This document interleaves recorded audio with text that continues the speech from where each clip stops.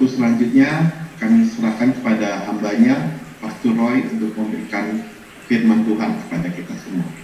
Baik, saya persilakan Pastor Roy. Terima kasih Bapak Handi.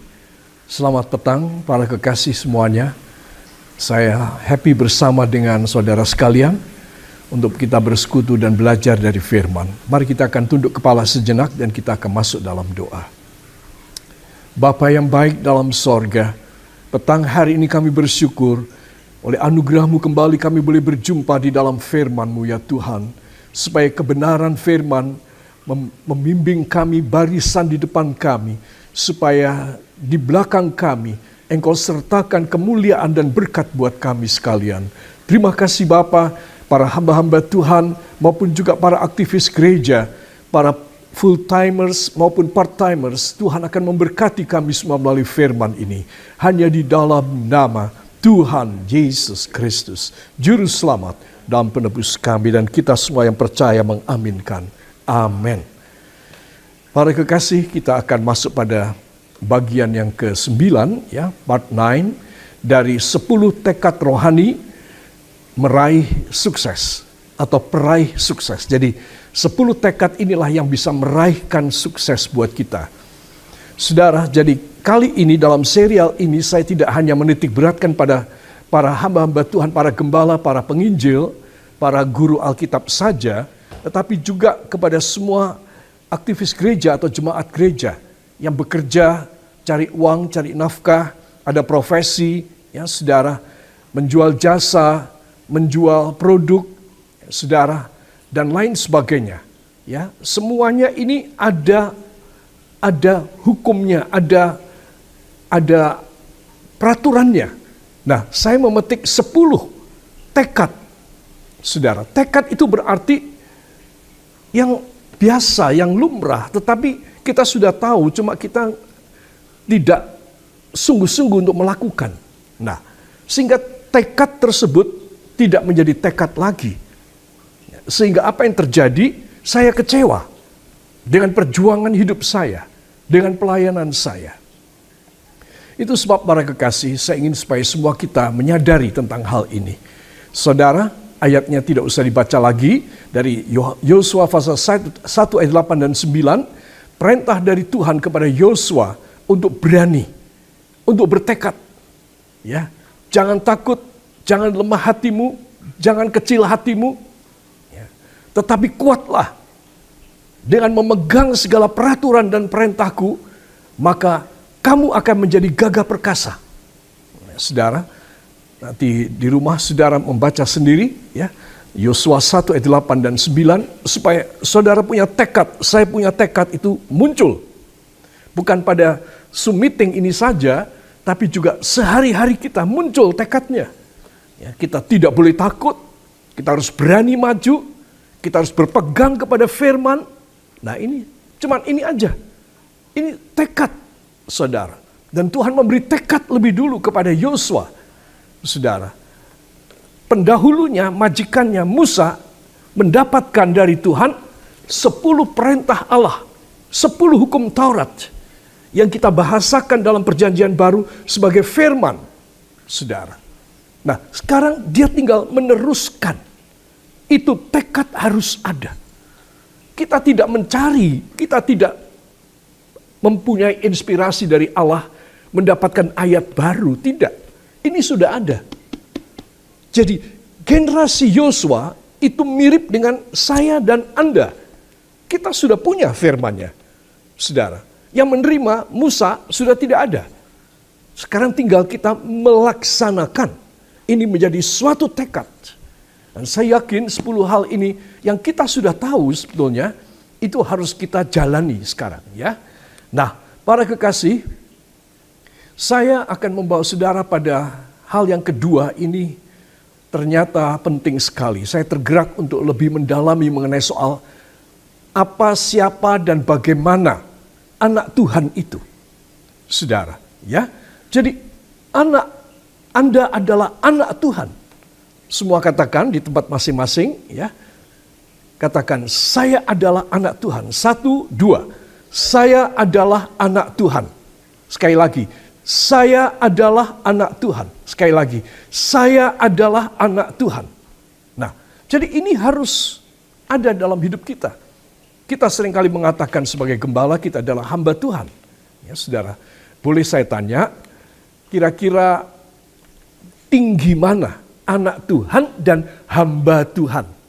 Lihat tangan saya, ya. Tinggi mana anak Tuhan dan hamba Tuhan? Nah, saudara pilih yang mana kira-kira?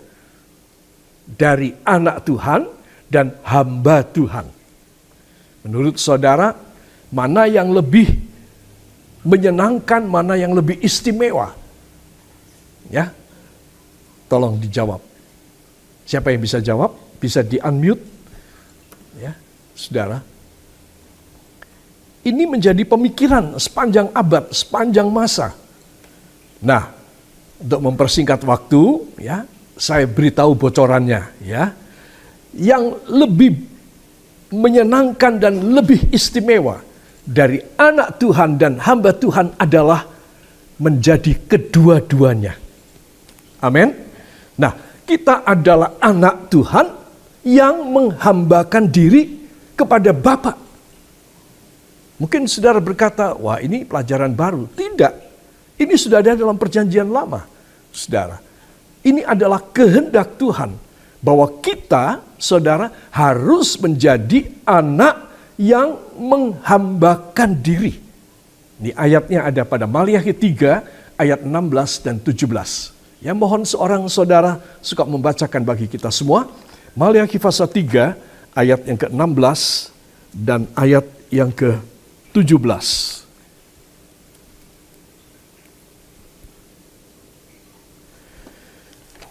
Silahkan.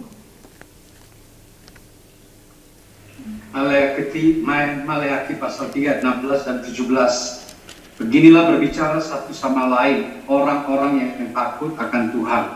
Tuhan memperhatikan dan mendengarnya. Sebuah kitab peringatan ditulis di hadapannya bagi orang-orang yang takut akan Tuhan dan bagi orang-orang yang menghormati namanya. Mereka akan menjadi milik kesayanganku sendiri, firman Tuhan semesta alam. Pada hari yang kusiapkan, aku akan mengasihani mereka sama seperti seseorang menyayangi anaknya yang melayani dia. Amin. Terima kasih Pak Randy. Nah, aku akan menyayangi, aku akan mengasihani mereka sama seperti apa saudara?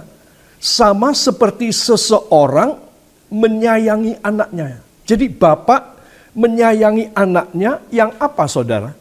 Yang menghambakan, yang melayani dia. Jadi kalau saudara ditanya pilih mana, ya, jadi anak Tuhan atau jadi hamba Tuhan? Saudara, para pendeta berkata ya hamba Tuhan, ya, aku yang menjadi utusan dari Tuhan, aku hamba Tuhan untuk melayani kalian, memberi makan rohani kalian. Jemaat, anggota jemaat berkata enggak. Yang lebih tinggi adalah anak Tuhan. Ya, anak itu adalah putra putri, pewaris. Dan hamba itu adalah pegawai.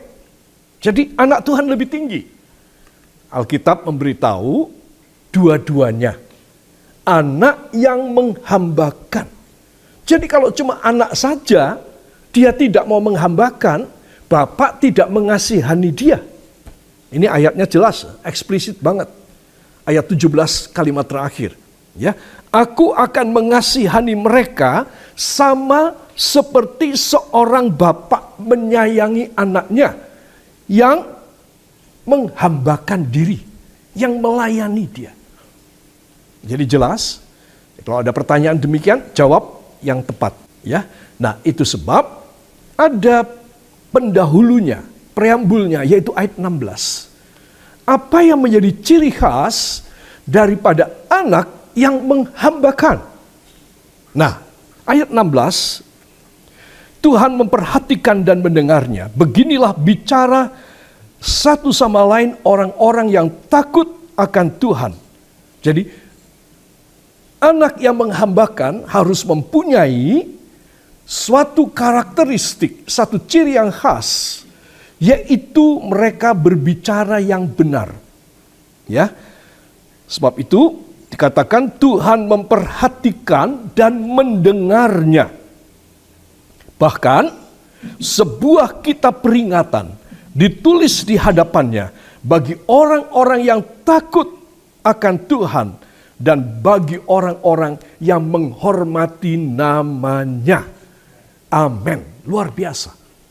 Jadi saudara, kalau kita mau menjadi kedua-duanya, yaitu anak yang melayani Bapa, ya anak ya hamba, ya. Kita anak Tuhan tapi kita hamba Tuhan. Maka ciri khasnya, ya, kekhususannya, keistimewaannya adalah kita bicaranya harus benar. Karena ada sebuah kitab yang merekod, yang merekam, ya, saudara, semua perkataan kita di hadapan Allah. Perkataan siapa? Orang-orang yang takut akan Dia. Perkataan orang-orang yang takut akan Dia dan orang yang menghormati Dia. Terus siapakah orang istimewa ini? Ya anak, ya hamba adalah orang-orang yang berbicara benar, yang memuliakan Bapa, bicaranya benar, mereka bicaranya juga sebagai orang yang takut akan Tuhan dan orang yang menghormati Tuhan. Jadi kalau ada anak Tuhan dan hamba Tuhan yang bicaranya sembarangan, dia tidak termasuk di dalam kriteria ini. Ya, itu sebab di akhir zaman, saudara, perkataan kita itu penting sekali. Harus dijaga, harus ditata dengan baik. Saudara, Alkitab mengatakan cepat mendengar, lambat berbicara. Apa maksudnya? Dicerna lebih dulu. Tidak asal masuk dalam telinga kita. Lalu kita percaya begitu saja. Saudara, lalu kita reaktif, langsung jawab. Ya, saudara, ini penting sekali. Kadang-kadang ada orang bertanya atau mengusulkan kepada saya, baik dalam jemaat maupun di luar jemaat, ya saudara, di mana saya melayani ataupun berada, maka saya kadang-kadang dengan percakapan itu saya tidak jawab.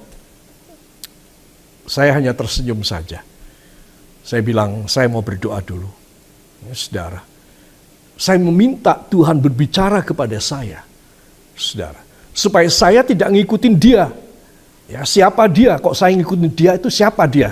Gitu. Jadi kalau seorang hamba Tuhan suka ngikutin orang, apa dia bilang iya aja, nggak beres ini hamba Tuhan. Ya, harus dicerna. Cepat mendengar, lambat berbicara. Saudara, supaya apa? Supaya kita ini menunjukkan satu kriteria yang istimewa dan spesial sebagai anak yang menghambakan. Karena ada sebuah kitab di hadapan Allah. Nggak main-main nih. Sebuah kitab di hadapan Allah. Saudara, yang merekod, mencatat semua percakapan kita. Mending saya tidak jawab, mending saya berkata, saya akan berdoa lebih dulu, daripada cepat bicara. Orang yang sok pintar, sok berhikmat, cepat jawab. Saudara, kalau saudara sudah harus menjawab dan saudara sudah tahu jawabannya, ya cepat dijawab memang. Tetapi untuk sesuatu hal, ya saudara, yang saudara sendiri tidak yakin, mending saudara tidak jawab. Saudara harus boleh berkata, saya tidak mau jawab. Atau saya akan jawab lain kali. Atau saya akan mendoakan lebih dahulu. Selesai. Di hadapan Tuhan, saya benar, Anda benar. Ya, tidak cepat reaktif, tidak cepat langsung jawab. Saudara, ini menunjukkan kematangan seseorang di dalam rohani. Saudara, supaya apa? Supaya kita layak mendapatkan double predikat. Ya anak, ya hamba. Saudara, inilah orang yang ciri khasnya dari mulut, dari cara bicara. Saudara, jadi anak Tuhan itu siapa? Anak Tuhan yang benar adalah anak Tuhan yang menghambakan diri. Dan anak Tuhan yang menghambakan diri mempunyai ciri yang khas, lambat berbicara. Artinya kalau dia sudah pasti itu kebenaran firman, langsung jawab. Tetapi kalau dia tidak pasti, maka dia harus memikirkan dan bertanya kepada Tuhan. Amin. Maka kita akan dinilai, satu, dinilai oleh Allah di sorga. Dua, dinilai oleh orang-orang bahwa kita adalah orang yang berhikmat dan orang-orang yang takut dan menghormati Allah. Jangan lupa Maliaki 3 ayat 16 dan 17 ya. Nah, inilah pendahuluan yang perlu saya sampaikan untuk kita boleh masuk lebih dalam lagi di dalam soal anak Tuhan. Sekali lagi saya akan memberikan skema daripada 3 dimensi sebagai anak Tuhan, ya saudara. Yang pertama filosofi teologis, yaitu lahir baru, tumbuh rohani, dan melayani Bapa. Ya, 2, sifat kudus Allah Bapa. Darah Yesus mengaliri kita. 3, dihidupi janji-janji Allah, yaitu perjanjian lama dan perjanjian baru. Ya, saudara. Nah, sekarang saya akan tunjukkan mengenai soal yang pertama. Anak Tuhan dari segi filosofi teologisnya. Sudah saya sampaikan kemarin, ya, saya mengulanginya supaya ingat karena sudah 2 minggu. Dia lahir baru. Ciri pertama anak Tuhan lahir baru, dibaptiskan, yaitu percaya kepada Yesus dan baptisan air. Yohanes 3 ayat 3 dan 5. Kedua, mulai bisa melihat kerajaan Allah. Dia mempunyai proyeksi dan standar hidup. Standar, filosofi hidup. Itu standar, saudara. Proyeksinya kerajaan Allah. Standarnya, filosofinya adalah kerajaan Allah lebih dahulu. Mendahulukan kerajaan Allah. Jangan mendahulukan mencari uang. Jangan mendahulukan mencari followers. Mencari sahabat. Mencari aplaus dari orang. Nggak perlu. Saudara, semakin kita di-aplaus orang, semakin kita mudah terjatuh. Saudara, itu tidak baik. Jadi, mulai melihat kerajaan Allah. Saudara, artinya kita mulai proyeksikan. Kita punya fokus dan kita punya usaha, energi kita. Kita punya keberadaan eksistensi kita kepada kerajaan Allah.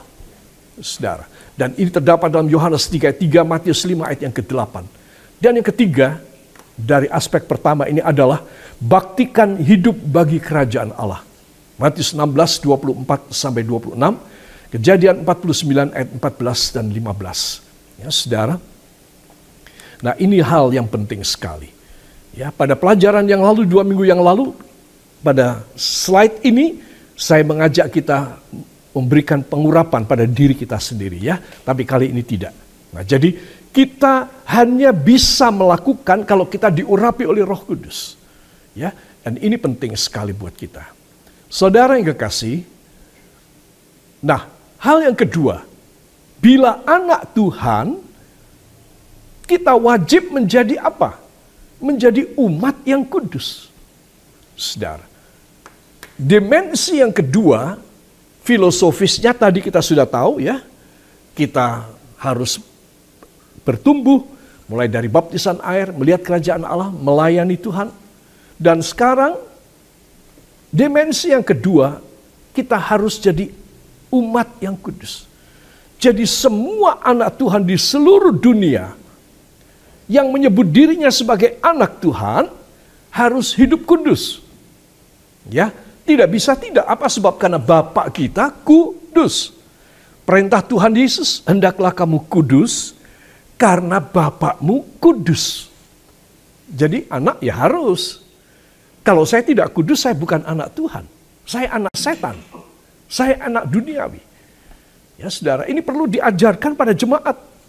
Supaya apa? Supaya jemaat itu mengerti. Ah, aku jemaat ini anak Tuhan. Anak Tuhan itu apa ya?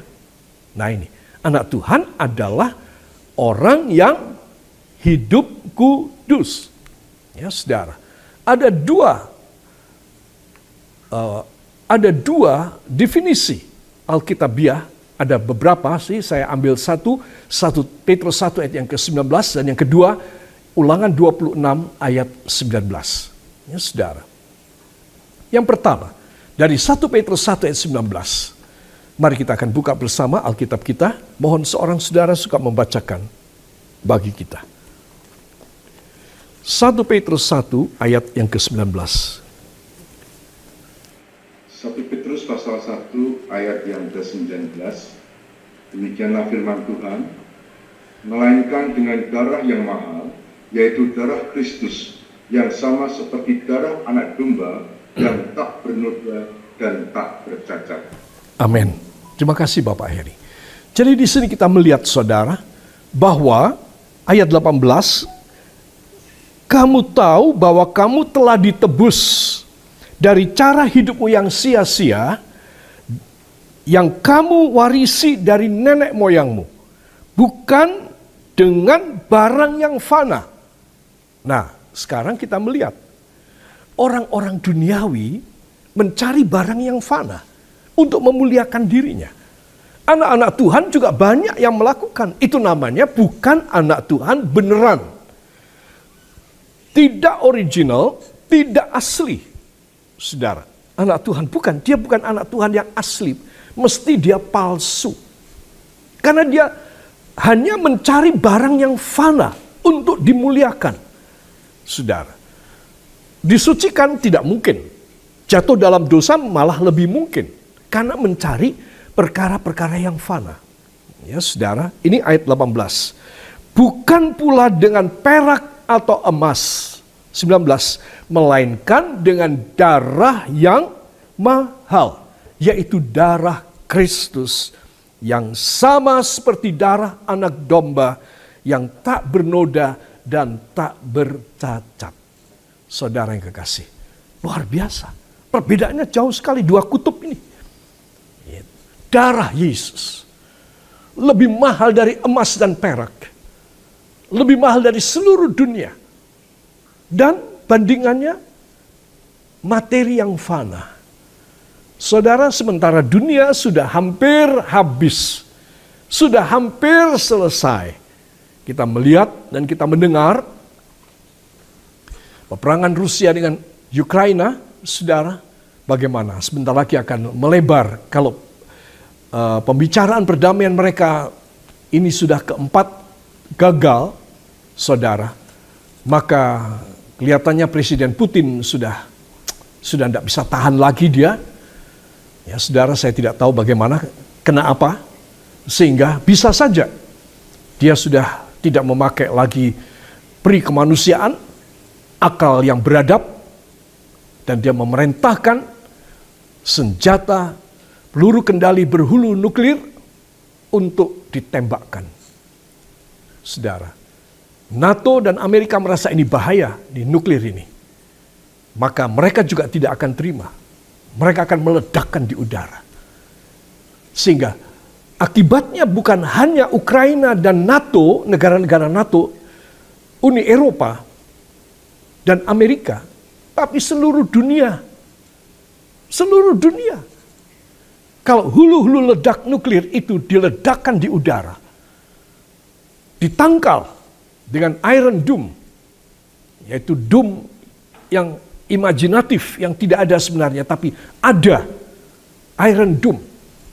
Sehingga artinya semua di dalam radiat, dalam jari-jari ini, daripada radial, daripada Iron Dome tersebut, semua peluru balistik yang masuk dalamnya akan diledakkan di atas. Itu Iron Dome. Buatan Amerika kerjasama dengan Israel. Akibatnya seluruh dunia, saudara. Jadi saya dan saudara harus tahu, dunia ini kemungkinan, ya, kita tidak mengharap sih, tapi kemungkinan besar bisa terjadi. Nah, itu sebab negara-negara Eropa dan Amerika yang mempunyai senjata nuklir, mereka semua sudah mulai menyiagakan. Inggris, Prancis, Jerman, Belanda, apalagi Amerika, saudara, Italia, Israel. Sekarang senjata yang disimpan di silo-silo mereka di bawah tanah, namanya penyimpanan hulu nuklir, itu namanya silo, S-I-L-O, saudara.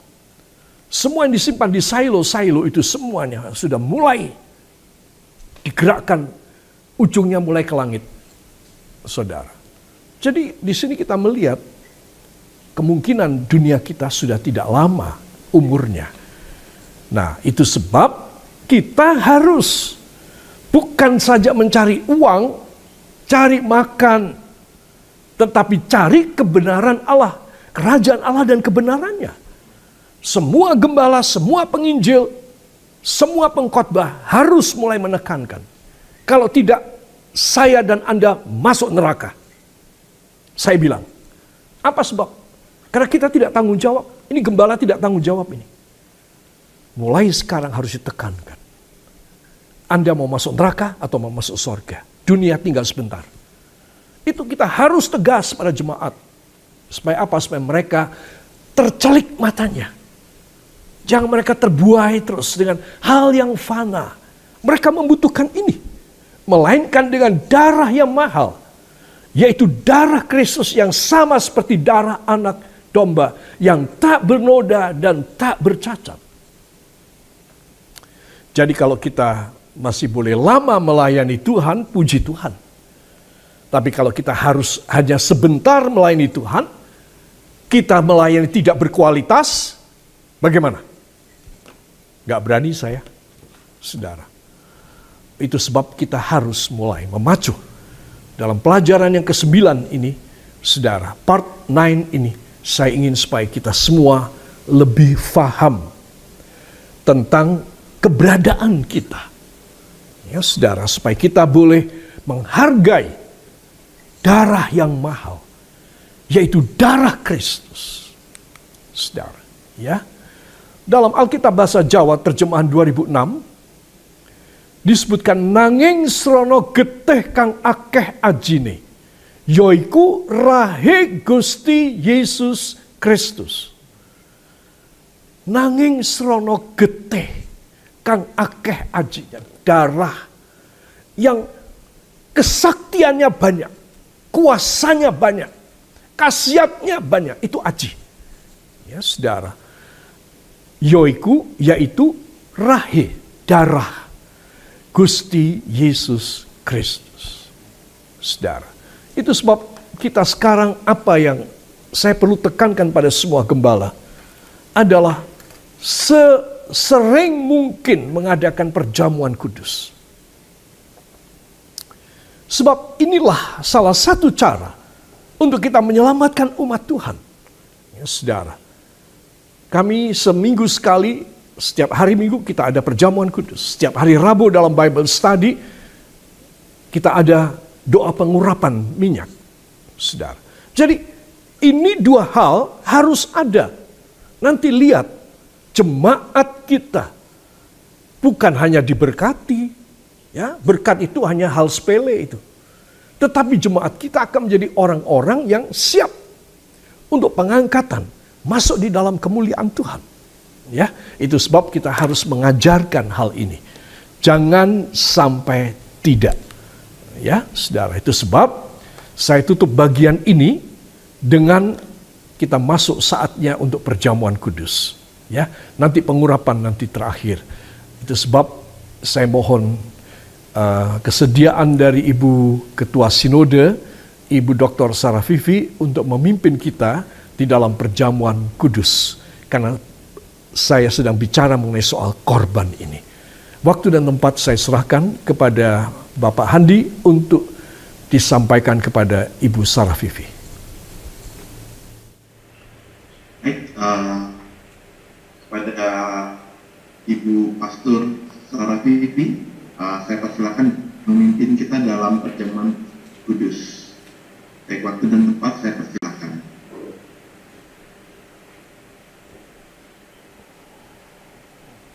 Terima kasih Pak Handi, terima kasih Pastor Roy.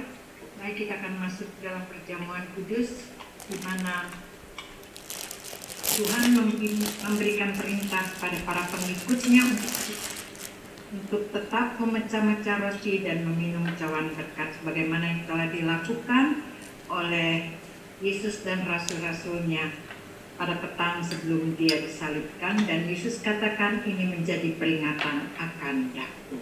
Mari saudara kita berdoa. Terima kasih Tuhan Yesus. Engkau menunjukkan kasih-Mu yang begitu besar dengan mempersembahkan diri-Mu sebagai persembahan yang suci dan tidak bercacat. Dengan darah-Mu Engkau membayar hukuman atas dosa-dosa kami.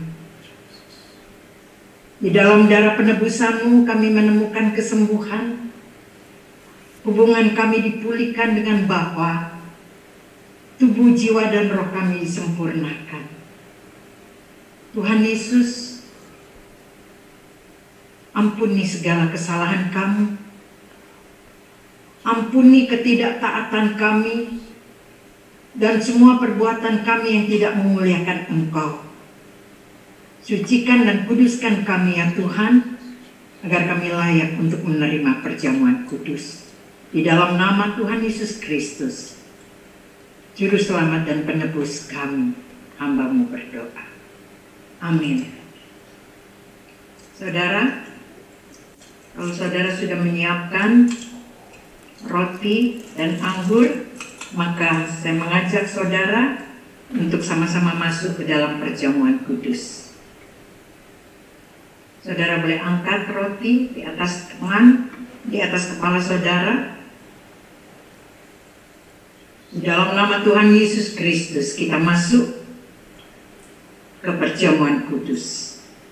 Sebab apa yang telah kuteruskan kepadamu telah aku terima dari Tuhan, yaitu bahwa Tuhan Yesus pada malam waktu Ia diserahkan mengambil roti, dan sesudah itu Ia mengucap syukur atasnya. Ia memecah-mecahkannya dan berkata, inilah tubuhku yang diserahkan bagi kamu. Perbuatlah ini menjadi peringatan akan aku. Saudaraku yang dikasihi Tuhan, jawablah amin dengan tegas atas pertanyaan ini. Bukankah roti yang kita pecah-pecahkan ini adalah persekutuan kita dengan tubuh Kristus? Amin. Amin. Marilah kita makan dalam nama Tuhan Yesus Kristus.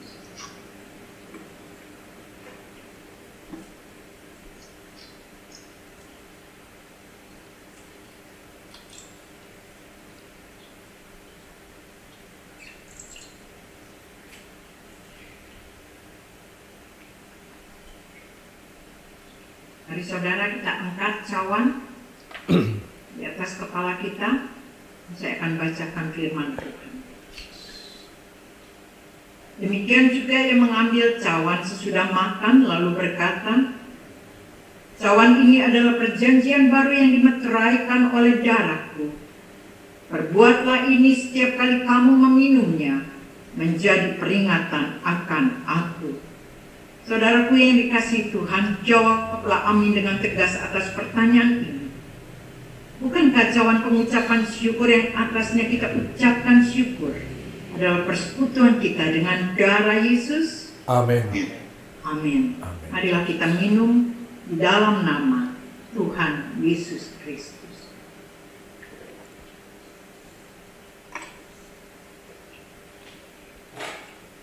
Saudara boleh angkat kedua belah tangan saudara dan katakan sama-sama, terima kasih Tuhan. Terima kasih Tuhan Yesus.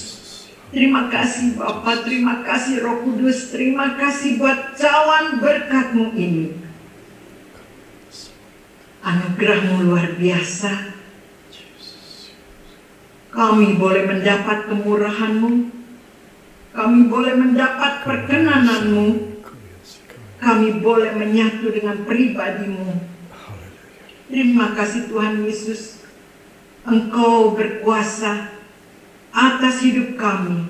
Engkau memegang kendali tertinggi atas hidup kami, agar kami tidak tersandung dan membawa kami agar tidak ternoda.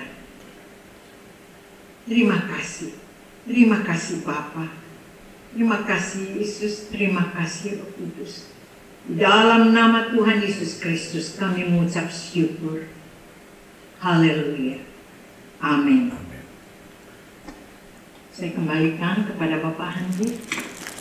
Baik, terima kasih Pastor Sarah ini telah memimpin kita dalam perjamuan kudus, dan Selanjutnya saya serahkan kembali kepada Pastor Roy untuk melanjutkan firman Tuhan. Para kekasih, puji Tuhan ya. Saya yakin kita mendapatkan satu pengubahan dari tubuh dan darah Yesus yang menyatu dengan tubuh dan darah kita. Amin. Ya, perubahan itu tidak kelihatan dari wajah kita, tetapi perubahan itu, saudara, akan keluar dari kita. Sesuatu hasil produktivitas ilahi, buah-buah yang lebat, kasih karunia Tuhan, pengurapan Tuhan yang semakin bertambah dalam hidup kita. Katakan luar biasa. Semua beri tepuk tangan buat Tuhan. Haleluya. Puji Tuhan. Para kekasih, ayat yang kedua, mari kita akan baca. Ulangan 26 ayat 19, 1, 2. Dan ia pun akan mengangkat engkau di atas segala bangsa yang telah dijadikannya untuk menjadi terpuji, ternama, dan terhormat. Maka engkau akan menjadi umat yang kudus bagi Tuhan Allahmu, seperti yang dijanjikannya. Amin. Wow. Ya saudara, luar biasa ya. Ayat pertama tadi 1 Petrus 1:19. Ayat yang kedua ini Ulangan 26:19. Kalau tidak ada darah yang mahal, saudara, ketekang akeh ajine, yoiku rahe Gusti Yesus Kristus, maka saya dan saudara tidak bisa mendapat. Ya saudara, ini perjanjian lama, ini ulangan ini. Di Ulangan 12 ada perjamuan kudus juga. Itu Ulangan 12. Dari gambar yang saya sampaikan tadi. Ya saudara. Nah, ini adalah gambarnya Ulangan Keluaran pasal 12. Dari kitab Keluaran pasal 12, saudara. Jadi sudah lama sekali. Sehingga kita boleh mendapatkan anugerah Tuhan yang luar biasa. Ini dia. Yaitu kamu akan menjadi umatku, bangsa yang di atas segala bangsa, terpuji, ternama, terhormat. Nah, stempelnya apa? Ya, 3 barang ini, 3 statuta ini, terpuji, statuta pertama, ternama, statuta kedua, terhormat, statuta yang ketiga. Ini dimeterai. Punya enggak saya meterainya? Ya, saya harus punya, saudara harus punya. Meterainya apa? Umat yang kudus, kekudusan. Kekudusan inilah yang memeteraikan 3 hal ini. Jadi jangan harap orang yang tidak hidup kudus bisa mendapat 3 hal ini dari Tuhan. Dia akan mengangkat dirinya sendiri ya. Ya, sok kaya, sok crazy rich ya. Crazy rich itu sebetulnya sebaiknya di Indonesiakan aja lah supaya tidak keren banget gitu. Yaitu kaya tapi gila. Crazy rich itu, saudara. Jangan wah bangga, wah aku dinamakan crazy rich. Ya saudara, ternyata uangnya dari situ, dari hal-hal tersebut. Saudara, itu Indonesianya kaya gila. Ya, atau gila kaya. Dia betul-betul tidak rich. Saudara, orang yang betul-betul rich, kaya, oh enggak kayak begitu modelnya. Ya, enggak kayak begitu. Itu OKB. Ya, OKB itu orang kaya baru. Ya, saudara. Itu sebab Anda dan saya harus tahu, kalau Tuhan memberkati kita, bukan dengan cara-cara yang demikian itu. Ya, saudara. Tidak. Itu sebab saudara sebagai hamba Tuhan, saya sebagai hamba Tuhan, saya dan saudara sebagai anak Tuhan juga. Kalau saya berdoa, saya menggunakan 2 terminologi ini. Hambamu, anakmu. Dua-duanya saya sebut dalam doa saya. Saya bukan hanya menyebut hambamu. Itu dulu, saya dulu begitu. Lalu saya mendalami firman, rugi kalau cuma jadi hamba. Saudara, ya. Jadi harus anak, nomor 1 anak. Karena kita percaya kepada Yesus, itu nomor 1 diangkat menjadi anak. Ya, Roma pasal 8. Baru jadi anak, dari setelah menjadi anak mempunyai warisan sorgawi, menghambakan diri. Ya, nah ini jangan keliru. Itu sebab penting sekali ya. Pengertian ini penting. Sebab kalau seorang pemimpin tidak mempunyai pengertian yang benar, maka yang dipimpin itu semua tidak benar. Pikiran mereka. Ya, mereka tidak mempunyai satu paradigma yang benar, yang alkitabiah. Ya, saudara. Nah, nomor 3, jadi nomor 1 filosofi teologisnya sebagai anak Tuhan, ya, saudara. Tadi, dan kedua tadi kita melihat bahwa anak Tuhan harus menjadi umat yang kudus, ya. Nomor 2 ya. Nomor 3 ini, umat Tuhan, anak Tuhan harus dihidupi oleh janji-janji Allah. Semua katakan, tirukan kata-kata saya. Ya. Sebagai anak Tuhan, saya akan dihidupi oleh janji-janji Allah. Yaitu janji dalam perjanjian lama dan perjanjian baru. Beri tepuk tangan buat Tuhan. Haleluya. Jadi ini penting sekali para kekasih ya. Nomor 3, pasti kita sebagai anak Tuhan ya dihidupi oleh Bapak kita. Nggak mungkin enggak. Ya, itu sebab dilihat, diperhatikan sumber mata pencaharian kita, sumber income kita sesuai Tuhan apa tidak, sesuai firman apa tidak. Jangan kita menyebut diri anak Tuhan, umat yang kudus, tetapi kita mendapat uang dengan tidak beres. Jangan. Ya. Nah, dari perjanjian lama, janji Allah ada 3 yang besar, yaitu perjanjian Abrahami, dari Kejadian 12 ayat 2 dan 3 yang isinya adalah, aku akan menjadikan kamu Abram, waktu itu namanya masih Abram, belum dirubah menjadi Abraham. Ya. Istrinya namanya masih Sarai, belum dirubah menjadi Sarah. Ya. Nah jadi isi perjanjian Abrahami adalah dijadikan berkat dan dimuliakan. 2, siapa memberkati kamu Abram, aku berkati orang itu. 3, siapa mengutuki kamu, memusuhi kamu, berani sama kamu, aku kutuki, aku musuhi. Aku hajar dia. Hebat loh saudara, hebat ini perjanjian Abraham. Ya, di dalam kebaktian baik hari Minggu maupun hari Rabu, intern dalam gereja yang saudara bisa lihat juga di YouTube, saudara, saya panjang dan lebar dan tinggi dan dalam membahas soal ini. Saudara, ini penting sekali, perjanjian Abraham ini. Sehingga kita menjadi anak-anak Tuhan yang tidak minderwaardigheidskompleks, yang bukan yang kurang pede. Siapapun saya, sejelek apapun saya, sehancur apapun saya harus mempunyai perjanjian Abrahami supaya saya dipulihkan. Saudara ya, ini istimewa.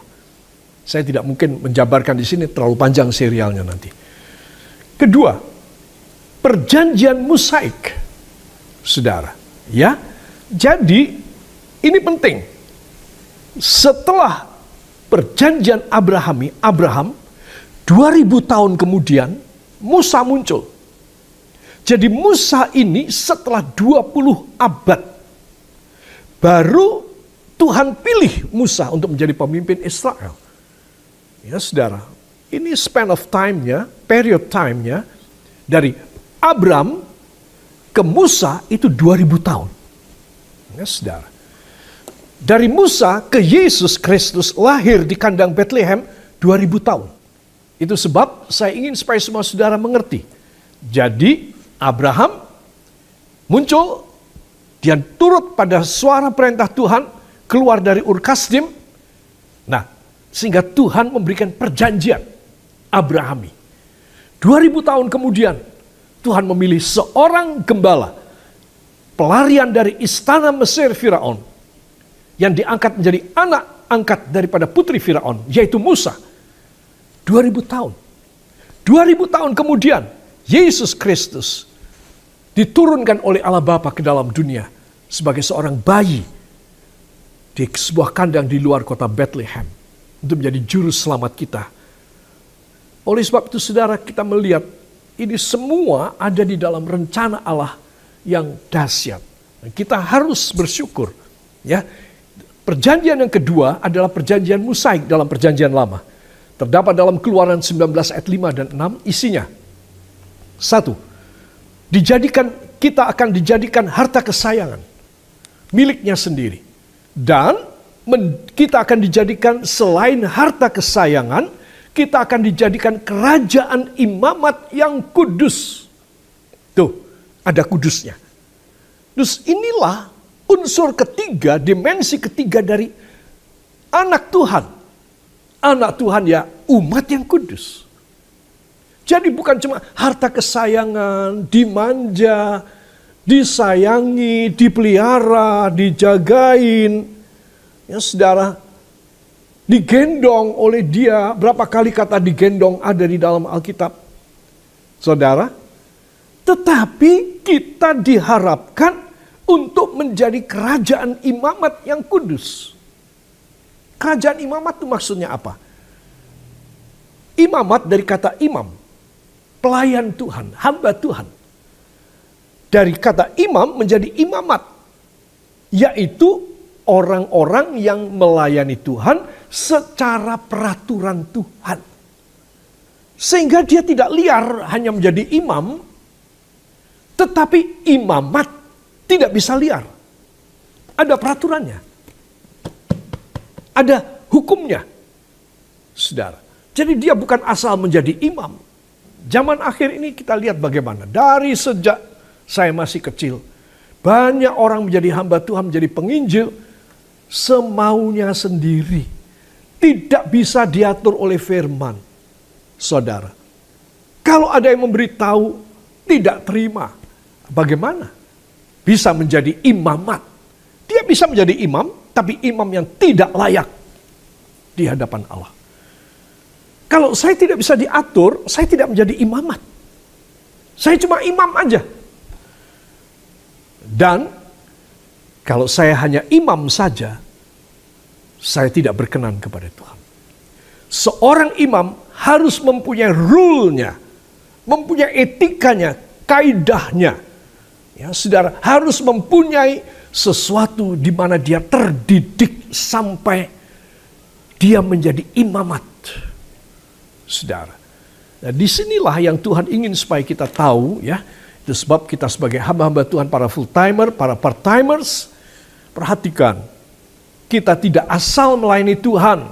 Wah, aku bisa khotbah nih, aku bisa nyanyi nih, aku bisa main musik nih, aku bisa menginjil. Aku bisa menumpangkan tangan menyembuhkan orang sakit nih. Tapi nggak ada imamatnya. Kita melihat di sekitar ada banyak. Sehingga apa? Sehingga mereka melayani Tuhan secara liar. Karena cuma imam. Bukan imamat. Tuhan bisa murka. Itu sebab kita harus merendahkan diri. Mau diajar oleh firman. Mau dibuka pikiran saya. Pikiran Anda harus dibuka. Kalau aku mau melayani Tuhan, gak boleh karena aku bisa. Karena aku mampu. Tidak boleh. Ada rule-nya. Ada peraturannya. Ya, saudara, ada etikanya. Ada unggah-ungguhnya. Ada angger-anggernya. Angger-angger itu angger-angger. Angger-angger. Ada angger-anggernya dalam bahasa Jawa. Supaya apa? Supaya bisa dipimpin kita orang. Ya, para kekasih. Ini perjanjian Musaik. Jadi kerajaan imamat yang suci. Jangan asal melayani Tuhan. Ya. Karena Tuhan berkata, pada akhir zaman banyak orang yang berteriak di pintu sorga. Tuhan, Tuhan, bukai aku pintu. Pada pintu sorga sudah tertutup bagi dia, bagi mereka. Mereka mau menggedornya bagaimana? Mereka berteriak-teriak kepada Tuhan. Mereka berdoa menangis, histeris sekali. Ingin dibukai pintu sorga, Tuhan bilang, enyah dari hadapanku. Enyah dari hadapanku. Aku tidak tahu dari mana kamu datang. Loh, Dan hamba-hamba Tuhan yang berteriak-teriak ini berkata, Tuhan, masa Tuhan gak tahu? Kami mengusir setan dalam nama Tuhan. Kami makan perjamuan kudus, kami melayani, kami menyembuhkan orang sakit, kamu mengusir setan dalam namamu. Nyah. Kedua kalinya Tuhan bilang, nyah.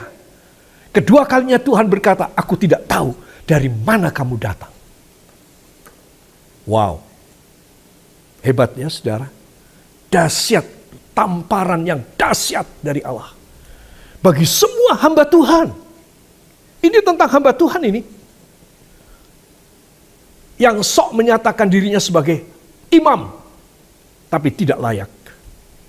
Karena tidak punya imamat. Tidak sesuai dengan imamat. Saudara. Nah itu sebab saya ingin supaya kita semua dalam sinode kita yang kecil ini.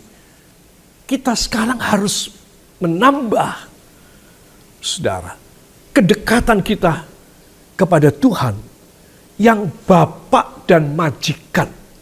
Karena kita ingin disebut sebagai anak dan hamba. Kalau anak ya dia adalah Bapa. Kalau hamba ya dia adalah majikan.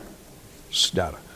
Jadi kita harus mempersembahkan hidup kita supaya kita boleh makin hari makin berkenan kepada Tuhan. Katakan, saya mau demikian. Beri tepuk tangan bagi dia. Para kekasih, dan perjanjian yang ketiga dalam perjanjian lama adalah perjanjian Daudi.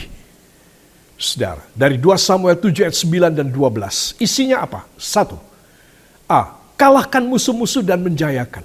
Ini janji Tuhan kepada Daud. Menarik sekali pribadi ini. Orang yang setengah terbuang dari keluarga.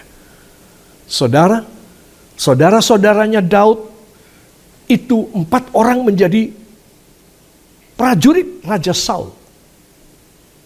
Tetapi dia tidak. Saudara, Bapak Isai meminta supaya Daud menggembalakan. Nah, ini setengah dibuang ini, saudara. Karena pekerjaan gembala adalah pekerjaan yang paling hina pada waktu itu di perjanjian lama. Ya, saudara. Tetapi Tuhan mengangkat dia. Kenapa?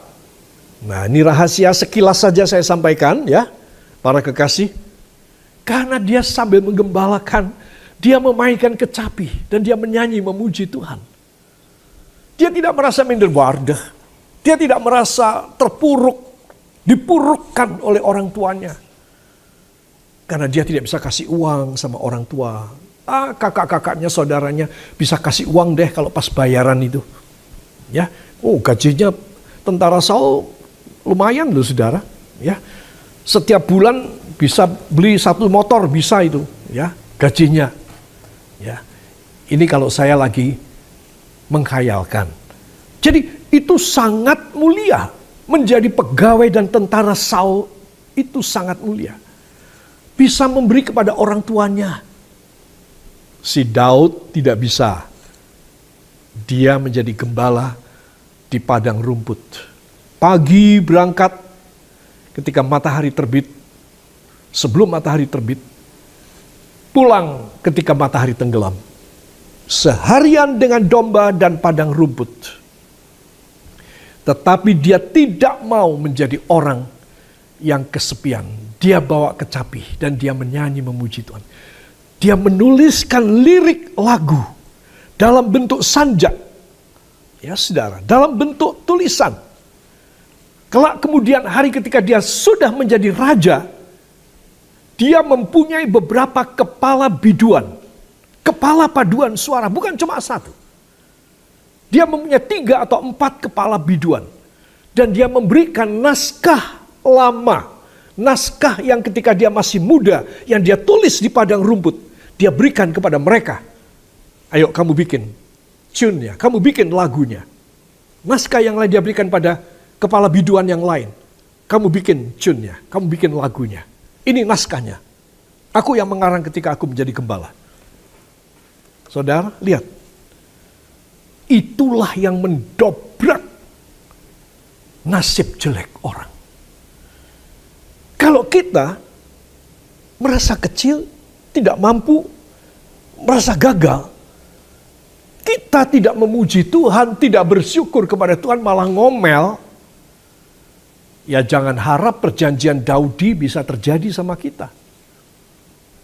Kalau kita merasa terpuruk, kita merasa disisihkan, kita merasa tidak dihargai, kita merasa terbuang, pakai cara Daud, maka Tuhan akan membuat perjanjian kepadamu. Sama seperti Tuhan membuat perjanjian kepada Daud. Dia memainkan kecapi dan dia memuji Tuhan. Mungkin dia berlinang air mata, melihat siapa dia. Dia merasa bahwa dia tidak mampu sama sekali. Namun dia ingin memuji Tuhan. Dari keadaannya terlahirlah tulisan-tulisan yang puitis, tulisan-tulisan yang bermakna dalam, tulisan-tulisan mempunyai efek psikologis, tulisan-tulisan memberikan pelajaran filosofis. Itu dari seorang yang disisihkan. Jadi siapapun, keadaan apapun kita orang, selama kita benar-benar ada di hadapan Tuhan, mengutamakan kerajaan Allah dan kebenarannya. Hamba Tuhan biasa berkhotbah soal ini. Tapi banyak tidak bisa melakukan hal ini. Sayang sekali. Kalau bisa, maka hebat, khasiatnya luar biasa. Contoh Daud. Ini bukan keturunan orang yang sudah sukses, tidak. Ini adalah orang, anak muda yang ditutup masa depannya. Mentok. Orang bilang masa depan mentok. Di mana mentoknya? Jadikan gembala. Padang rumput bersama dengan kawanan domba.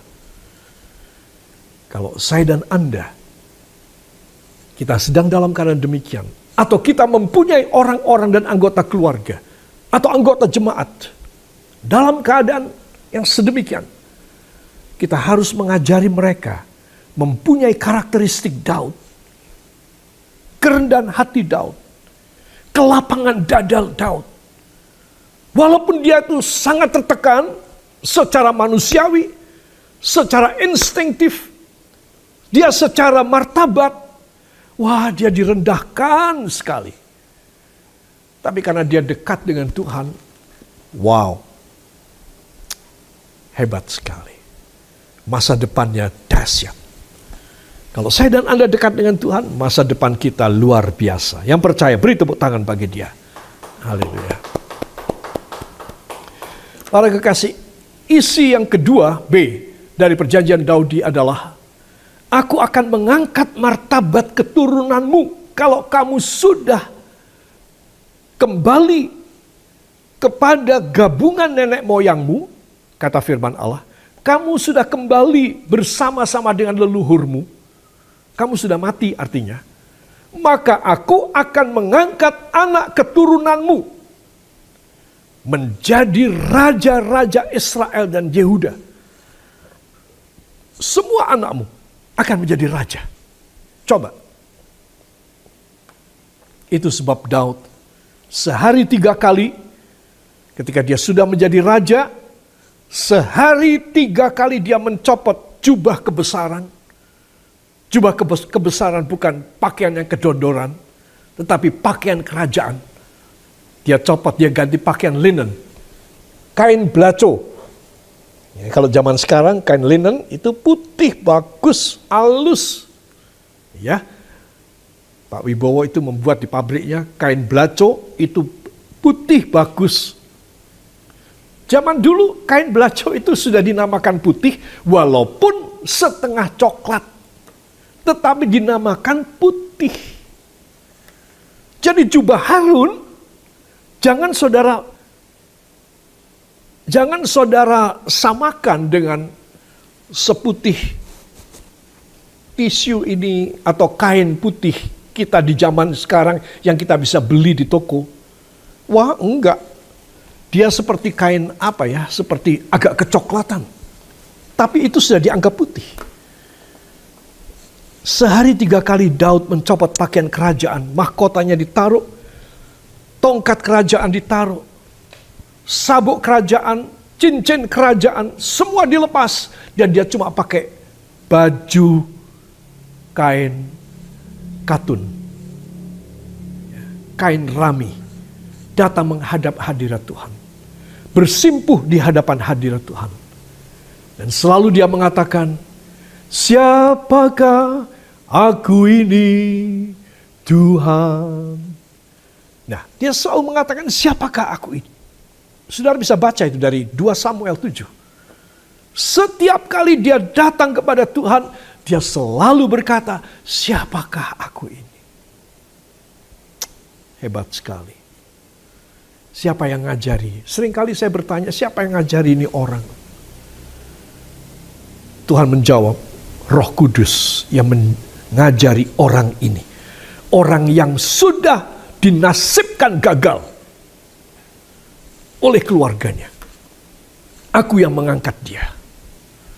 Sebab tidak ada yang mustahil bagi orang yang sungguh-sungguh kepada Tuhan. Hidupnya selalu bersyukur kepada Tuhan. Buang segala omelan, caci maki, kata-kata kasar, bentaan, kemarahan di dalam rumah tangga saudara. Maka apa yang akan terjadi? Saudara akan melihat perjanjian Daudi akan terjadi dalam hidup keluarga saudara. Tuhan menjadi jatuh hati. Bahkan ketika Daud meninggal, sudah wafat, sudah mangkat, anak-anaknya semua menjadi raja semua.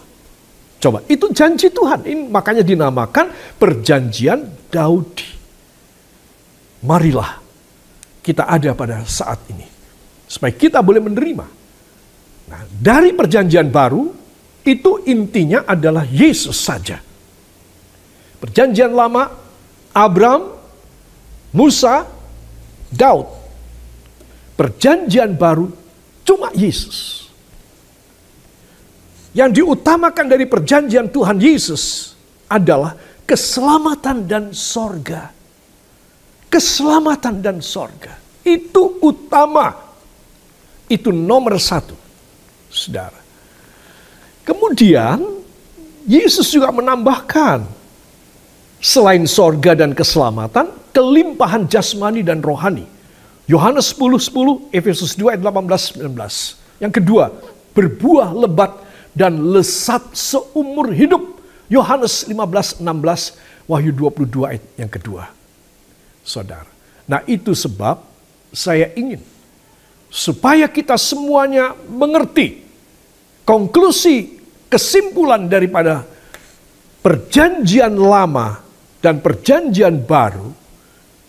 Ini menunjukkan bahwa ada signifikansi, keutamaan, tanda ciri khas, signifikansi daripada perjanjian baru. Yang akan saya lanjutkan pada pertemuan 2 Senin yang akan datang. Itu sebab sekali lagi para kekasih, saya ingin mengajak semua saudara memperhatikan, kita ada pada perjanjian baru. Tadi saya katakan pada awal khotbah saya, perjanjian baru adalah perjanjian lama plus, karena baru ini istimewa, plus tunjangan-tunjangan dan bonuses. Ya, itu saya jelaskan selama 2 minggu terakhir dalam Bible Study intern dari Gereja Kristus Penebus yang saudara bisa pelajari juga, saudara bisa menyimaknya dari khotbah saya tersebut di YouTube pada hari Minggu, hari Rabu, hari Minggu, hari Rabu. Dan itu luar biasa sekali. Perjanjian baru di mana kita hidup, saudara, saya simpulkan adalah perjanjian lama plus tunjangan plus bonuses. Saudara. Jadi orang yang hidup di perjanjian baru ini mempunyai kesempatan diberkati oleh Tuhan itu luar biasa. Ya, kalau saudara mendapat slip gaji dari perusahaan, dari kantor saudara, ada gaji pokok. Ya, presiden juga ada gaji pokok. Kalau tidak salah, presiden gaji pokoknya adalah 6 atau 7 juta. Tetapi tunjangannya wow banget. Hampir tak terbatas beliau. Tunjangan. Ada tunjangan perumahan, tunjangan kesehatan, tunjangan istri, tunjangan anak, tunjangan kemahalan, ada tunjangan-tunjangan yang segala macam. Tunjangan lembur, overwork, tunjangan kunjungan. Saudara, gaji pokoknya kecil. Nah, perjanjian lama itu gaji pokok, saya bilang. Ya. Perjanjian lama adalah gaji pokok.